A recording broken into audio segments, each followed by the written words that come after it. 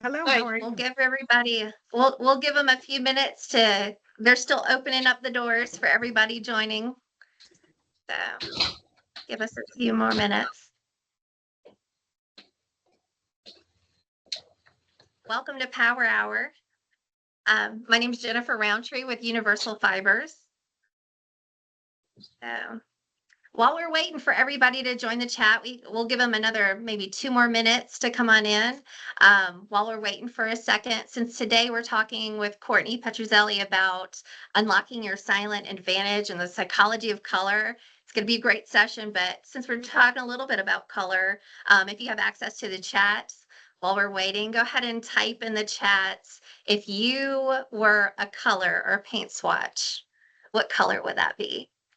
Let's see what we get in the chat while we're waiting a second for the rest of the people to join us.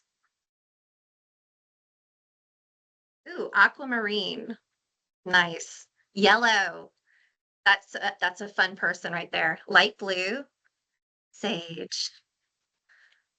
Awesome. Purple, more light blue and teal. Courtney, we have a magenta from Shelley. Ooh, Plum, okay. purple, orange. Go. That It's is fun. Shelly's. Yeah, I mean, Fuchsia, fire orange. Ooh, feisty. I love it. Awesome. This is going to be a fun session, ladies.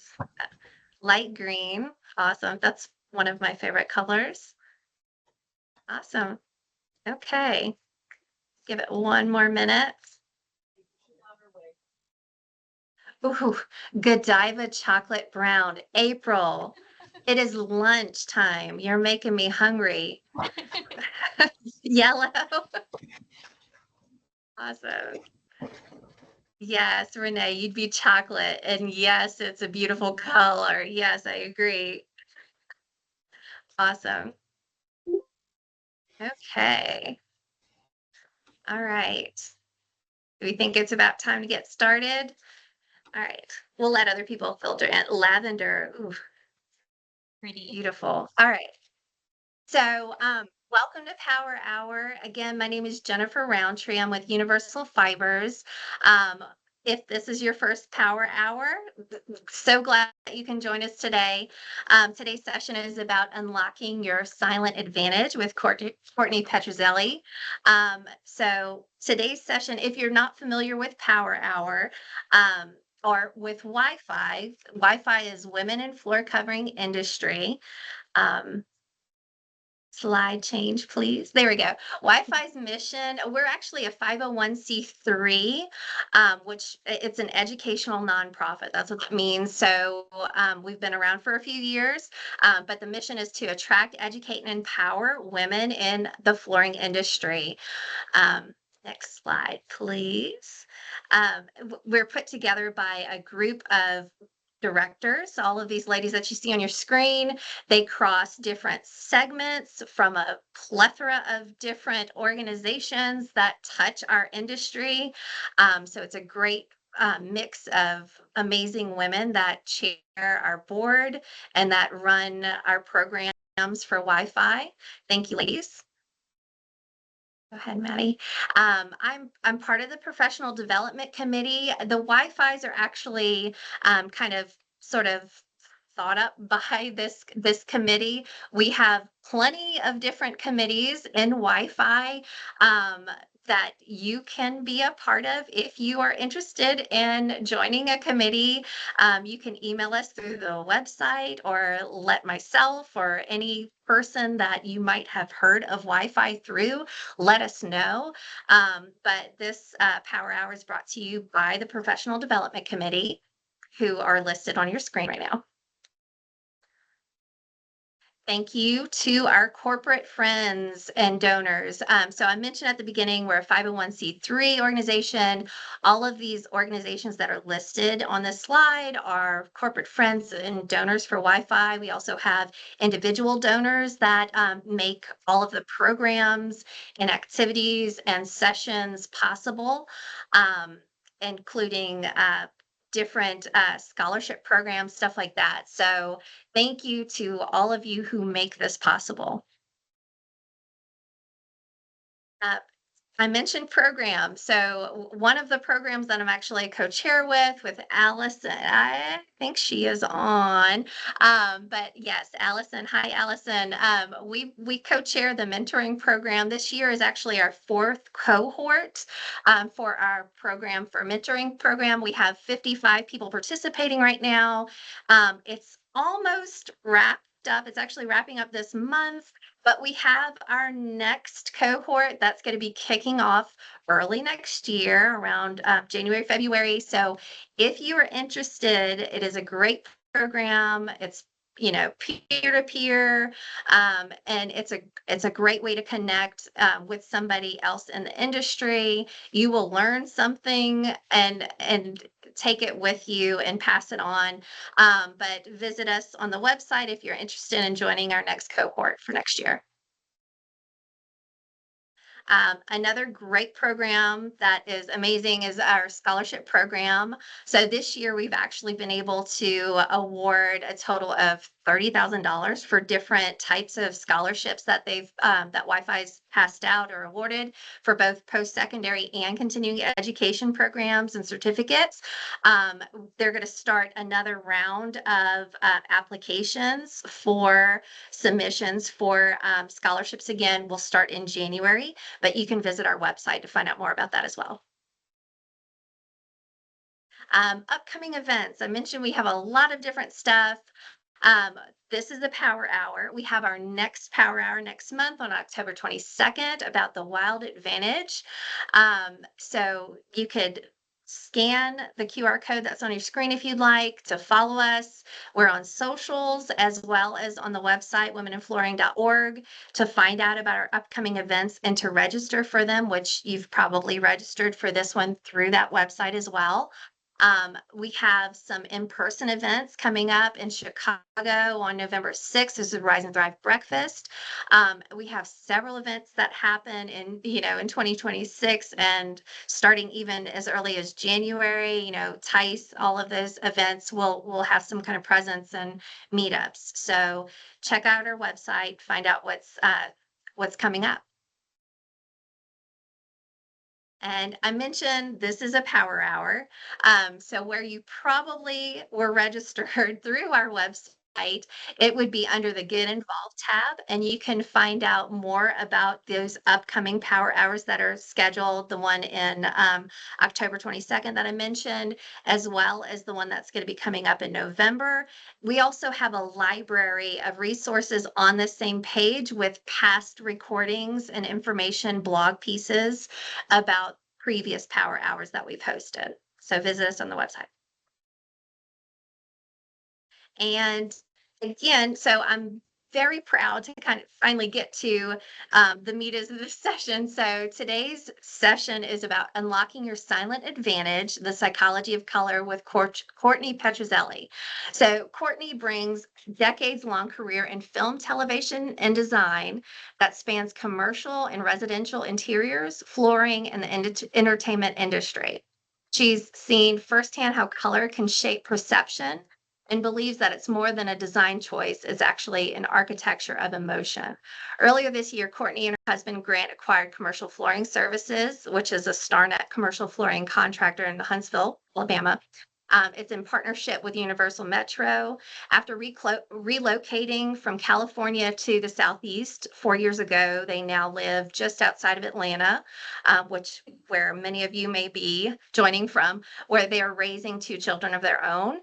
In addition to her work in design and business, Courtney is a best-selling children's book author and a certified practitioner with everything DISC and the profiles, the 5 behaviors. She's passionate about AEC industry and about helping professionals grow in their understanding of who they are, how they present themselves to the world, and how they can build highly effective teams.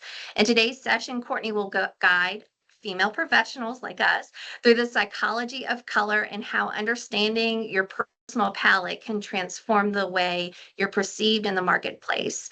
Um, Attendees will learn the science behind wearing the right colors, the difference it makes in presence and building trust, and how to apply the principles not only in personal image, but also to your surroundings, which can create a harmony that's both lasting and magnetic.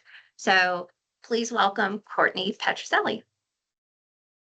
Hey, everybody. I just want to first start off by saying thank you to the women who put together this Wi-Fi event every month and just the organization at large. I'm a huge supporter and advocate of women in the floor covering industry. As she mentioned, my husband and I, we acquired our own company early January, but I have been flooring adjacent as a result of being with him for the better part of 2 decades. He's third generation flooring professional. And so it's kind of been all consuming in our world for a long time. It's been pretty incredible to watch the transformation in the industry, just women coming into higher level positions and just the way they advocate for themselves and the way we advocate for one another. So I'm honored to be a part of it. And I love the changing of guards that I'm seeing, to be completely honest. And so thanks for having me today. And part of what I was originally going to talk about disc profile, and they asked me to pivot because I do a lot of consulting with flooring companies and executives and women in the professional marketplace. And so they said, why don't we do something a little different? Let's talk about color. I'm so excited about that. I know it's kind of dorky to like geek out on color, but there's so much science behind it. And I feel like any advantage that us women can have in the marketplace is just a powerful tool for us. Not to mention, it's like a fun thing to get to do. So one of the things is by harmonizing with your natural coloring, the right shades, they're going to deliver a powerful nonverbal boost to your presence and self-esteem. They highlight your natural beauty rather than overpowering it. The right colors often help you look and feel more like yourself.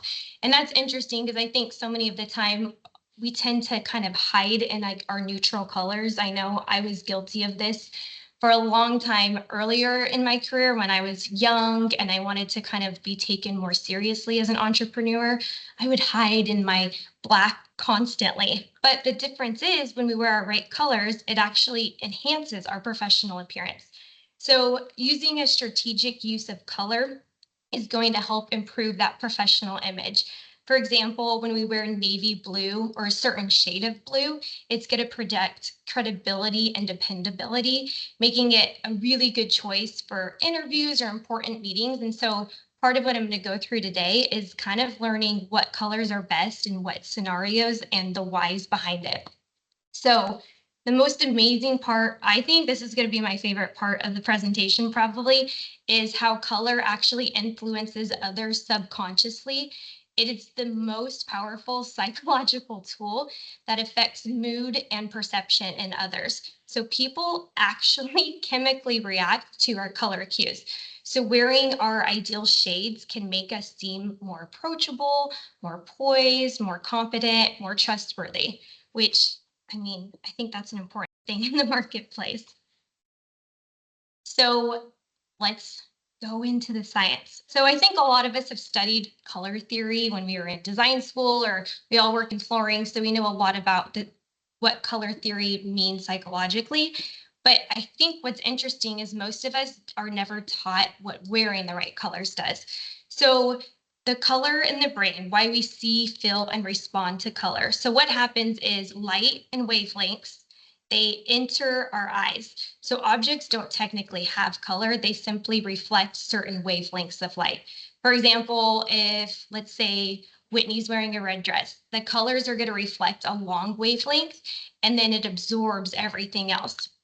So what happens is our eye receives color, it sends a signal to the brain, and then the cones in our retina, they detect short, medium, and long wavelengths. So a short wavelength would be the color blue.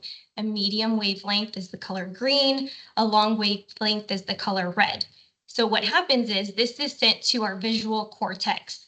And this is where it gets like really important with color. So our visual cortex is the emotional pathway to our brain. So the brain doesn't just stop at red or blue. What it does is it routes color data through the limbic system. And so the limbic system is in the back of our brain. And why does this matter? This matters because the limbic system is actually the emotional brain. That's why color perception is directly tied to mood, to trust, to energy. It's basically a neurological shortcut that our brain kind of overrides everything and it takes over and it does that shortcut itself. So what happens is our brain is subconsciously making assumptions of trust within milliseconds of seeing a person, long before they utter a word. And that's not necessarily a popular opinion that we are often told, like we shouldn't judge a book by its cover, and that's absolutely the case. And I think that appeals more to like just somebody expressing themselves through the way they look. But this overrides that, and this is just more speaking on the color that somebody's wearing. So you'll often hear love at first sight. Maybe some of you, I know for me, when I met my husband, it was absolutely love at first sight.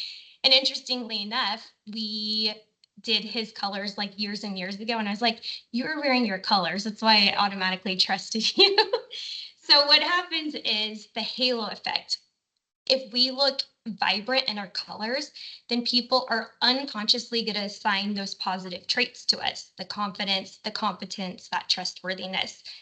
And then alternatively, there's the contrast effect. Wearing the wrong color palette actually exaggerates shadows of dullness, and people unconsciously perceive us as tired, sometimes unhappy, and their limbic system is sending a signal to their own brain that they feel uneasy around us. So I know for me, I've had people ask, are you tired? Like, are you feeling okay? When I felt completely fine. I don't know if any of you have ever experienced that either. What happens is you were likely just wearing your wrong color. So it was creating a visual dissonance where your energy and how you felt wasn't matching up with like what you were presenting to them, and their limbic system kind of sent that signal to their brain. So colors, we all know they carry universal associations. Red is the color that signifies urgency, passion, appetite. Blue typically signals calm, trust, security, and that is oftentimes linked to the open sky and clean water. So what happens is when those align with your personal palette, people perceive you as being authentic. And what happens when the colors that we're wearing clash, there's actually subconscious confusion in the limbic system. So when you're giving a presentation or making a sales pitch, you should very much be aware of not just who you're presenting to, but what your client's needs are. So one of the fun parts about this is every color we know has a specific wavelength, and each of them affect our body and our brain in a different way. So there's basically two different colors. They're like systems. There's the cool color system and the warm color system. And so every single one of us are going to fall either into a warm category or a cool category. So the cool colors are soft, they're muted, they're light. Sometimes they're vibrant, but they tend to be the blues, the greens, the purples. And these colors, they invoke a state of calm, relaxation, and tranquility. Whereas the warm colors, such as reds, orange, mustard yellows, they tend to stimulate the brain and improve focus, memory, and performance. So clinical studies show that the color red influences memory and performance by increasing our attention level. So I always tell like some of the women that I'm consulting for, doing image consulting, or maybe they have like a really important, like big job they're going after, to wear red. I think oftentimes we think we should wear black to like show that we're powerful and we want to be taken seriously, but red is kind of the secret weapon for us ladies. And so when you're presenting, and say you have a children's hospital that you are presenting like sales for. So you want to be obviously have your color palette and your design presentation that you guys have come up with. And let's say it's blues and greens, because in a hospital, we want to have more of a tranquil, serene setting, but also in a children's hospital, it's important to have those bright colors at the same time. So when you're presenting at it, when you are doing that, you want to wear a bright, vibrant color that coincides both within your personal palette. So let's say you're winter, maybe you'll want to wear a bright royal blue. That is going to give that client that you're showing your slide deck to, it's going to help them feel at ease. They're going to receive what you're saying more, and they're not going to have as many objections. So kind of a fun tool. So what we're going to do now that we have kind of talked about the science of color, we're going to dive into some familiar faces. So when our colors clash, we talked about this before, there's subconscious confusions. So in these next two slide decks, I'm going to show you the same faces. A lot of this presentation, it's just familiar faces because it'll be easier for us to process everything. But what's happening is in this first slide deck, all of these celebrities, they are not wearing necessarily their color palettes. However, their hair is still in their color season. So we have Julia Roberts. She is an autumn, and so she is warm skin toned, and so is Taylor Swift. She has a warm color palette. She's a spring. But as you can see, they kind of tend to disappear a little bit. You see their outfits sometimes before you see their face, or something just isn't resonating properly with us. We have Michelle Obama. Obviously, she's a brilliant, well-spoken woman. She commands, like she has such a commanding presence, but you kind of see what she's wearing more than you see her. Same with Angelina Jolie. I think she's the most stunning woman on earth. And so she is wearing an olive green, which is funny because she presents as having a warm skin tone. You're probably looking at that picture and thinking like, well, she looks like she's olive complected. She is, but her undertone is a cool tone. So that's why you're probably, the first time you saw this slide, you probably noticed her dress before you noticed her. So what I'm going to do is I'm going to switch to this picture, and then we'll go back again. And we'll switch. So what happens is we have mirror neurons and energy within that limbic system.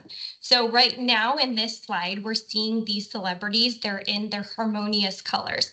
So our mirror neurons are quite literally right now, when I go back and forth, the neurons in our brain are actually lighting up. We can subconsciously feel their energy. This is why somebody who's in their best palette doesn't just look better, they project more confidence, and others tend to resonate with it.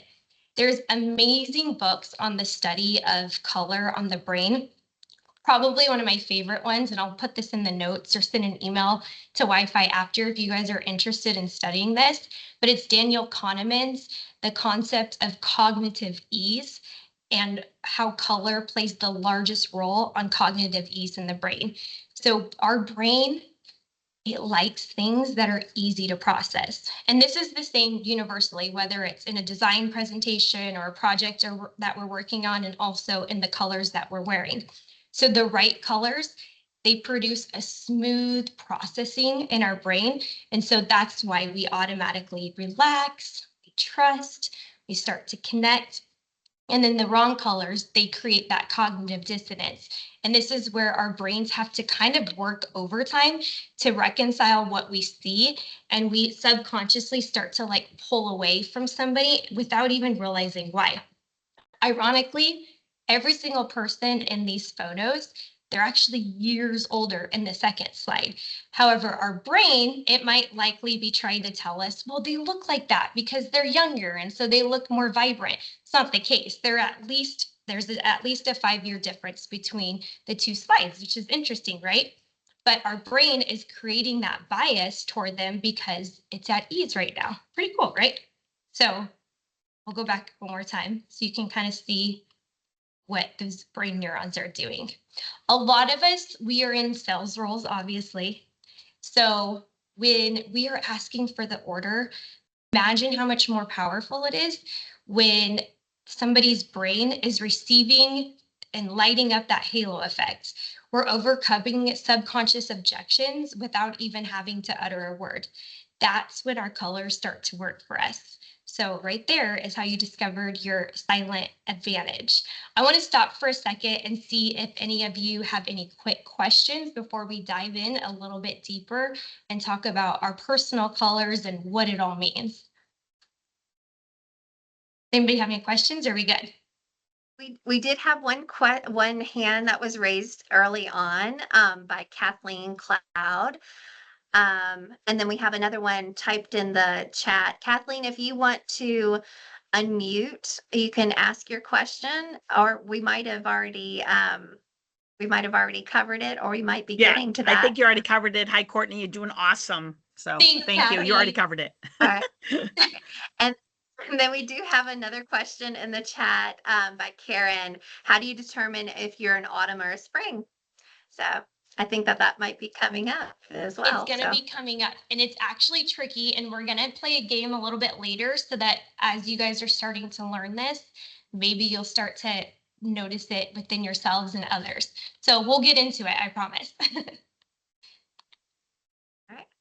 That's all that I saw. That's all I see in there. Thanks. Thank you. Okay, so now that we completely geeked out, I'm sorry, I know I did, on the science of color, we're gonna have some fun and learn what all of this actually means for you. So this is where we're gonna dive into knowing if we're a spring or an autumn. So so I love that you asked that question because you're obviously somewhat familiar with what the seasons are.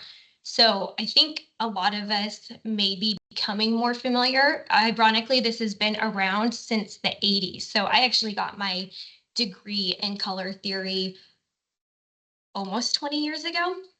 And so I love, because I grew up working in film and television, I automatically recognized that this could be applied to what we wear, not just the science of design and the set design I grew around. And sometimes being in front of the camera too, I realized, wait a minute, we all have our own color system within ourselves. So there's four main seasons. There's autumn, there's spring, there's summer, and there's winter.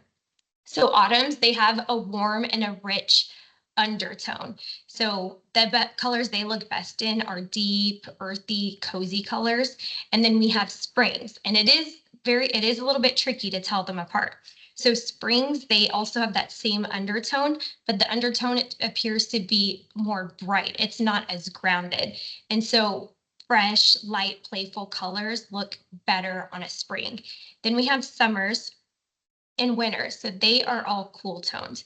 So the summers are cool and very soft. You're not going to see as much differentiation in the light versus dark versus their eyes versus their skin tone versus their lips. And so they look best in like very muted, calm, like elegant colors. And then we have winters. I think winters kind of get to have the most fun with their clothes. So they get to wear very like bold, vibrant colors, and they're extremely high contrast. So Anne Hathaway, she is a perfect example of a winner. Ironically, my sister and I, we look nothing alike. She's pretty much Anne Hathaway's twin. And so my sister gets to wear these like magnificent, deep, bold, bright colors that, and I know this probably seems like a bright, bold color, and it somewhat is, but we'll get into it in a little bit and have fun with what colors you guys get to wear. So how do I determine who is in what season? So we went over the warm undertones. They have a golden, a peachy, or a yellow hue. And then the cool undertones, they have a pink, red, or bluish hue. Your veins, and this is a misnomer that's out there, your veins and hair color actually have nothing to do with what your personal colors and season are. It is solely 100% based on your skin undertones. So intensity, it's a measure of how vivid or muted our natural coloring is. So it encompasses the brightness of our hair, our eyes, and our skin. That's where the intensity comes into place. So first we have the undertone, which is either warm or cool, and then we have the intensity measure. So the high intensity, it's characterized by having high contrast between the features, such as super fair skin with dark hair and bright eyes. So those bright eyes can be bright blue or green, but having bright eyes can also be like really dark eyes. That's why it doesn't necessarily matter what color your eyes are. It's just the intensity behind the differentiation. And so people who are high contrast, they look best in bold, vivid, highly, highly saturated colors. And then low intensity, again, that can be any season, is characterized by low contrast between the features. So their eyes and their hair, they tend to be closer in tone to the skin. So their features are more blended together. They look best in softer muted colors that harmonize with like their more gentler, less saturated coloring. So how they all work together is what creates your personal color analysis. So right here, we have one of my favorite actresses. Oh, sorry, hold on. So you can see that she clearly has like a very warm undertone. So even though what we think is a warm color, the khaki, it's actually, this one is actually a cool toned khaki. So you'll notice that there's like it's more of like a blue gray undertone to what she's wearing. And so it's clashing with her skin. So even though her makeup is still in her season, her hair is still in her season, her lipstick is still in her season, it's kind of like drowning her out and washing her out. That's because she's wearing a cool color. So even though it's what we think is as a neutral, it's a cool neutral. And this is where it gets really fun and why it's nuanced and why having a color analysis and having all your personal colors is so fun and makes life so much easier. And then here she is wearing one of her signature colors, what I call one of her like wow colors. As you can see, her makeup's like more muted, but her face and her features, she's automatically popping, and that halo effect is going off in our brain. And it's simply because she's wearing the right colors. That's it. So I'm going to go over a couple of colors that I think are important for us to be aware of. And so we're going to start with red. We talked a little bit about it before, but like I said, red attracts the most attention, and it's associated with strong emotions such as love, passion, and anger. It's the universal color that signifies strength, power, courage, and danger. Red, it tends to be vibrant, it's stimulating. It's linked to having a strong link to high sexuality or increased appetites. That's why we see it a lot in movies or food advertising. So exciting. And what happens when we wear the color red is it motivates not just us to act, but it motivates the person on the opposite side to act. So that's amazing because it can give confidence to those who are maybe shy or more lacking in willpower. So if you tend to be a more shy person, you have a hard time speaking in front of others, wearing red is going to be really important for you because it's going to signify strength and energy to the person that's opposite of you. So it tends to enhance metabolism and increases our respiration rate, and it raises blood pressure. So again, if you tend to be kind of more introverted, shy, have a hard time, then red is going to be probably a superpower color for you to wear. So it'll help you energize the group that you're meeting. And then if you don't want to stand out that much, then you don't have to wear red, but it might be really neat to wear like a red scarf or a red blouse up by your neck because it's going to still give that same signal to the person opposite of you. So politicians, we have the red and blue tie partnership, it's called. And so most politicians, they tend to wear red or blue ties because it's signaling that halo effect. But if it's in the right season, if it's not the right red for them personally, then we're actually not going to trust them. So it's funny that it's not so universal as people might think. So here's some reds. So as you can see, I just did like something super simple, but there's a million different shades on the color spectrum. We all know that. So summer, this is like the shade of red that'll look best on them. As you can see, it's the most muted within the reds. And then we have a spring, it's the brightest. And so it almost has like an orange hue to it. So springs, this is going to be your best red. Autumns, it's obviously extremely warm. It has an orange undertone to it also, but it's a lot more grounded and earthy. And then winters, this is going to be your best red.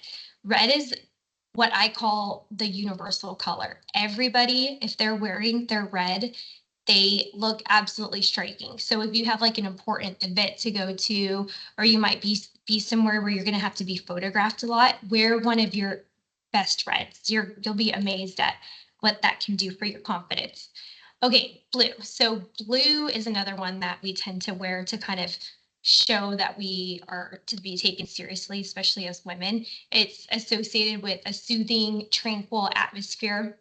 It signifies reliability, and it's a really good choice for professional environments like interviews or business meetings. In color psychology, a lot of us might know that it's linked to mental clarity and focus, which I think is a lot of time we're working in office design. So that's why blue is used so much in office design, because it helps boost productivity and concentration actually. So blue is a great color to wear for interviews or formal presentations. As with every color, there is a right shade for you, and that plays a vital role. So if you have pink or red undertones, the color blues with a purple or gray base are going to look best on you. Think of colors like sapphire, royal blue, cobalt, or if you're summer, like an ice blue. And warmer undertones, if you have a golden or yellow undertone, the warmer blues are going to look best. So those kind of contain a hint of yellow. So dark turquoises, teal blues, robin eggs blues. So making sure you wear the right shade matters. So here's some examples. Again, there's a million different shades. So here are some examples of what your best blues are. So as you can see, winters, they're highly saturated, they're extremely bold, and that's because they are high contrast. So these blues look best on them. Autumns, see, they're more grounded, more earthy, more muted. And then we have springs, they're bright but light. And then summers, again, kind of more grounded, but not earthy. They're grounded and muted. So anybody have any questions yet? Or are we doing good so far? We just So got far. one from Okay, Sherry. yeah. Isn't true red correct for all seasons? This is what House of Color consultant told me. We call it Husker red here in Nebraska. No, that's not true. There is one true universal color, and it's actually not even necessarily a color. It's rose gold. Rose gold is surprisingly the only universal color that exists. So if you want to wear jewelry that's in rose gold or like a rose gold dress, every season looks good in that. But no, the red Husker, that's a myth. I know, I feel bad saying that, but it is a myth because it's not neutral. It has a warmer undertone. And so if you're in a cool season, it's going to clash with your skin quite a bit, actually. Thanks for asking that. I'm glad I got to set that record straight. Because oftentimes they say that that same shade looks good as a lipstick for everybody universally. That's not the case. So sorry. So black, this is the part where I'm going to break everybody's hearts, and I'm so sorry. It's We have another. controversial. Oh, Oh, yep, Courtney, go ahead. sorry, we have No, another question. I love that. By Shelley. Can you be more than one season? And also, she commented that she absolutely loves this content. But go ahead. Good. I'm so glad. I'm hoping you all find this like fun. I feel like it would be like a fun girls' night, like cocktail hour combo. So I appreciate you saying that, Shelley. Is it true? No, you will only fall in one season. There's myth again. There's more. I'm going to be a myth buster today. Some people might say you sit in between two seasons, like if you have a neutral undertone. That's not the case. There's so much nuance to our skin that we all fall into one season. And beyond falling into one season, we actually fall into a sub-season where it gets really nuanced. So we might be, let's say, like for instance, I'm an autumn. So I fall into the autumn, but there's obviously really deep, rich, bold autumn colors. And then there's a soft autumn, the other side of the spectrum, which is like more muted, like rose colors. So there's a whole spectrum of colors within the season. So we all fall into one season. Interestingly enough, we stay the same season our entire life. So like our daughter, for instance, she's 9 years old. I did her color analysis years ago. She happens to be an autumn also, but she's a very deep autumn. And she almost so deep that she almost sits on that winter season. So you're asking, can you be two seasons? She doesn't fall into the winter category, but she's on the highest end of the spectrum of being a deep autumn. But once you put her in a winter color, it clashes with her skin tone, to be honest. So you can do color analysis like from the time somebody's like 2 years old, and it's going to stay the same until they're 92. So that's what's kind of fun about colors, is it stays the same forever. So back to black. So why do so many of us wear the color black? I personally think a lot of us wear black clothing because it makes us look skinnier. At least we think it does. It's also tied as like a female. We want to be taken more seriously sometimes. And so black is linked to being serious, having tenacity or power. And so we want to convey that message and that attitude to people. Black also in our mind can tend to be more elegant and sophisticated, and it can. But here's the thing, other colors can have that same effect within your color palette. So a dark navy can have that, a brown can have that, a charcoal can have that. So those hues actually portray the same strengths, but they're lighting up our halo effect. And so you'll have that same messaging that you want to like signal out there within your own colors. So here's an example. Ladies, these are going to be your best personal versions of your power color black. So as you can see, winter's the only season that can create harmony in the limbic system wearing black. Like as you can see, like if you see Katy Perry, it's like she lights up in black. And so we have springs, obviously totally different. And then summers get to wear charcoal gray. Lucky, I know, right? So summers, if you're a summer, your charcoal gray is going to be like your go-to power color. And then autumns, I think a lot of us autumns, we tend to gravitate toward these more neutral colors, and that's great. But if you're wanting to kind of make more of a statement in like a presentation or a really formal meeting, then the right shade of blue is probably going to be the best one for you. Okay, so now we're going to have some fun. We're going to take a look at 4 different celebrities that are wearing their seasonal palette. So we have Sarah Jessica Parker. I wanted to do her because with Sex and the City, she was getting like a lot of flack for like, I loved it personally. I don't do any of the Botox or any of that. And I love women who do, like, good for you. I'm just terrified. I'm a hypochondriac. So I don't do it. And so she was getting a lot of flack, like when that show came back on, because she's aged, obviously. It's been like 25 years since the show had last aired. I thought she looked absolutely breathtaking, but you'll see in this, you could see her wrinkles, but still looks absolutely radiant and in this, and it's because she's wearing her colors. So she's got the silver jewelry because she's a summer. She's got her summer gray, her summer green. She's wearing the right shade of makeup. Summer's pink is like your go-to color, surprisingly. And so right here, she's again significantly younger in these 2 images, but it's clashing. So our brain is having to like overcome those objections. So summers, you should avoid wearing warm, dark, heavy, and also vibrant colors. You shouldn't be wearing vibrant colors. And the main colors I would stay away from if you're a summer is anything with an orange or a rusty hue or black, because it's going to overwhelm you, because even though you're cool toned, it completely overwhelms your features. So that is Sarah Jessica Parker. And it's funny because her most signature outfits that she wore in Sex and the City, it was like her pink tutu and stuff. And part of why it was such a statement is because she was wearing her colors in it. So as you can see, here she is with the bright background. And so the harsh colors overwhelm her. So we're going to dig into that in a little bit as well. I'm going to show you why your Zoom background matters. Okay, next we have Miley Cyrus.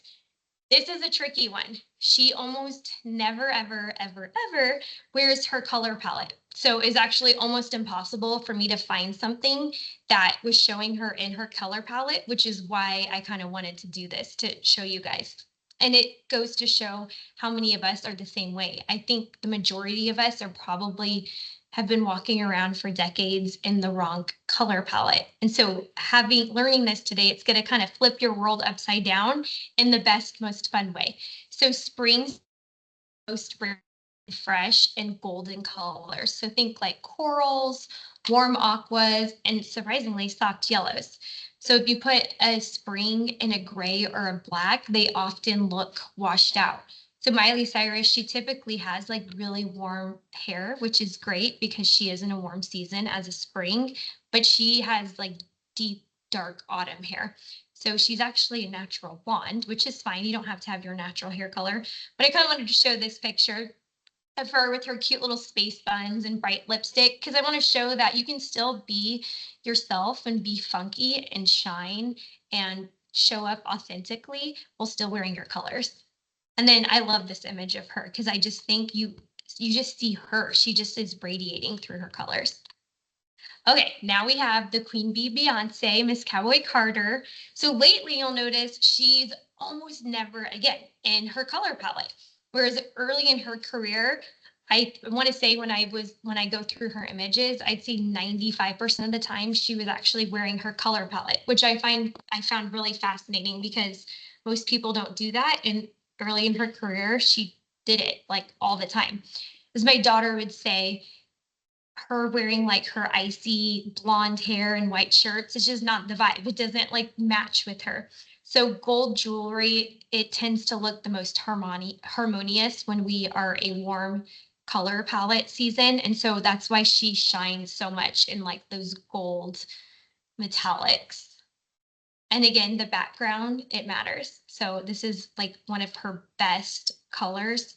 And so she's just absolutely shining through it. Okay, here we have Anne Hathaway.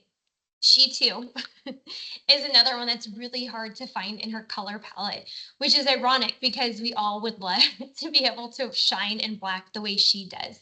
So with her, she's almost always wearing like really neutral colors. And what I went in and I watched The Devil Wears Prada like years ago.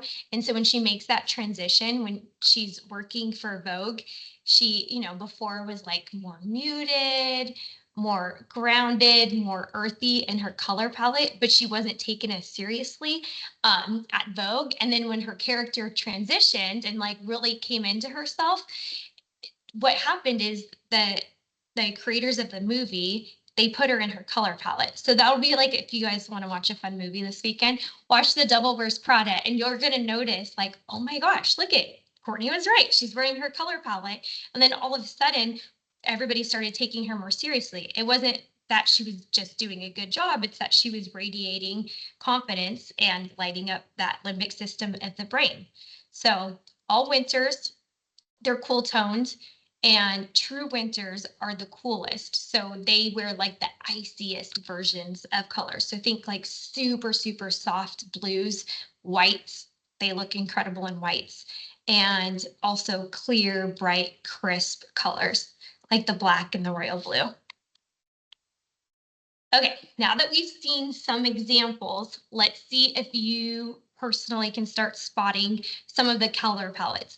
It can be a tricky thing at first, which is why it's so important to get your personal colors done by somebody who has had a formal, I can't stress this enough, but who's had a formal education in color theory. There's a lot of companies out there where they have like a 3-day training. I feel a lot of image consultants like just do like they'll go out of state for like a 3-day training. I can honestly say the majority of my clients that I consult with on a regular basis, they actually had their colors previously done somewhere else and they were categorized in the wrong season. And the reason they come to see me is because they're like, I don't know, like something feels off. I'm not understanding. Like I had my colors done, but just something feels off. And when they come to see me, I'm kind of like, yeah, you were unfortunately placed in the wrong season. So I put them in the right season. And then also I let them know what their sub season is, because as we stated before, like there's such a wide spectrum of colors within a palette.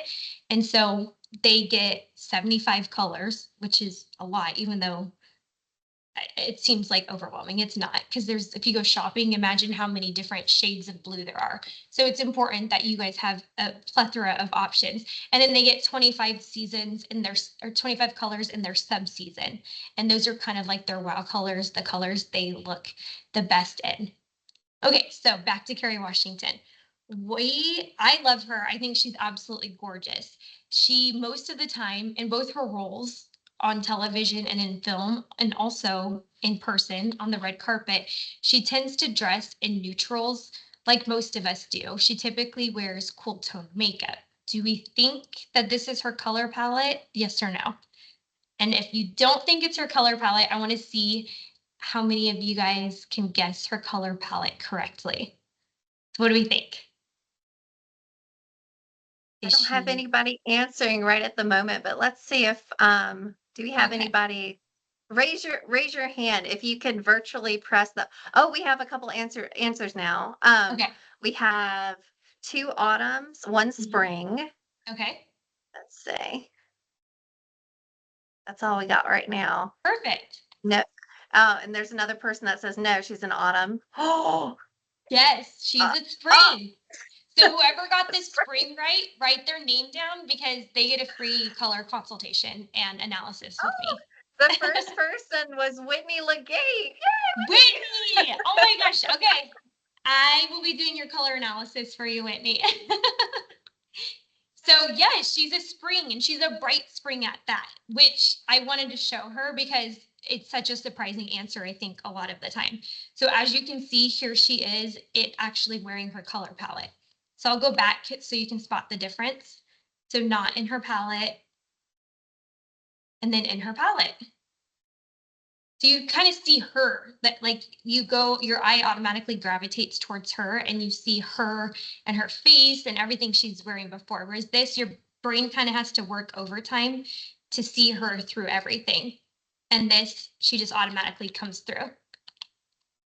Okay, so here we have Princess Diana. I wanted to show her because she was the most photographed woman in history. She still remains the most photographed woman to this day. And so that was important that I wanted to show that. She was known for her authenticity, her charisma, her style, her advocacy for charitable causes. They made her an absolute global icon. We referred to her as the people's princess. We loved her, we trusted her, we revered her. And I personally have a little theory behind it, and I've seen many studies, actually, color theory studies done on her. So what season do we think Princess Diana was in? As you can see, again, everybody looks beautiful That's okay. as they are, but you see her. So yeah, the first 4 answers were summers, and then we got 2 winners. Okay, nobody got it right. Oh, She's wait, a April light Rosser said spring. spring. Yep. Oh, We April. got, we got April. another spring. So her features, so summer could be close. So her features were suited to lighter, brighter shades rather than deep, dark colors, but they were warm, light shades. So that's where you'll fall into that spring category. So butter yellow, she was famous for making butter yellow a color. I remember when I was little, my mom, like, I feel like every Easter dress, even her bridesmaid dresses, she had butter yellow for everything. And it's because it was going viral back then for being like the it color because Princess Diana wore it so often put it on the map for everybody. So she was a trendsetter and she wore it in formal and casual settings. And she also kind of made blazers famous for women. So a lot of times before, women were wearing like dresses a lot of the time, and she made blazers an absolute staple, which I appreciate because a pantsuit is my favorite thing to this day. So I actually think that she had a color analysis done back in the early 80s because the British people are the ones who actually developed the concept of personal color analysis within color theory. So what's intriguing is that almost every picture you look back on, and again, she's the most photographed woman in the world, almost every single picture you'll find of her, she's wearing her color palette. I mean, almost every single picture. And so she had the correct color intensity, even if it wasn't in her palette, if she wanted to like venture out a little bit toward like a summer or like an autumn color, she still wore like a really muted light version of it. So she was constantly seen wearing those colors. But what's amazing is she still commanded the world stage. We still trusted her and revered her. So I her personal style naturally gravitated and pulled us in to her because that limbic system was like lighting up constantly. I think as a society, people tend to, unfortunately, like just put women down and look for the bad instead of looking for the good. And I just think it's pretty incredible that she didn't have a lot of like haters out there. People just, they revered her and they trusted her and they appreciated her.